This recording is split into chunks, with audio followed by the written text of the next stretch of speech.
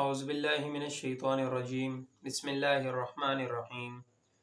سورة بقرة وم نمبر رکو آیت نمبر 60 وإذ استسقى موسى وکله چې طلب د اوبو که موسی علیه السلام لقومه د پاره د خپل قوم فقلنا نو وی منګه اضرب وخا بعصاک الحجر په امسا خپل باندې دا غټه فانفجرت نو روان شي منه د دینه 12 عینا دولس چینه قد علما په تحقیق سره پیجنده کل اناس هر ډلې مشربهم زید اوبو د سکلو دا غي یعنی ګدر خپل کلو ویلی شخره واشربو او سکه مرزق الله د رزق د الله نه ولا تاسو مگر زی فی الارض وزمکه کې مفسدین فساد کوونکي ویس قلتم او کله چې وی تاسو یا موسی علیه السلام لن نصبر هچر صبر نکو منګه اعلی طعام واحدین په خوراک یو قسم باندې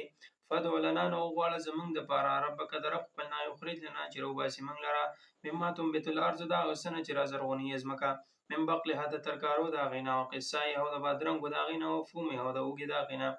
و عدس او د مسور دا غینا او بصلی او د پیاز دا غینا قال اوی موسی علیہ السلام اتستبدلون ای اخل تاسو الذي اغا هو ادنى چې هغه ډیر ادنا دی بالذي په مقابله د هغه کې خو خیرون چې هغه غوړه دی اهبتو لاړ شي مصرن خارته فإن لكم یقینا وی بستاسو د پاره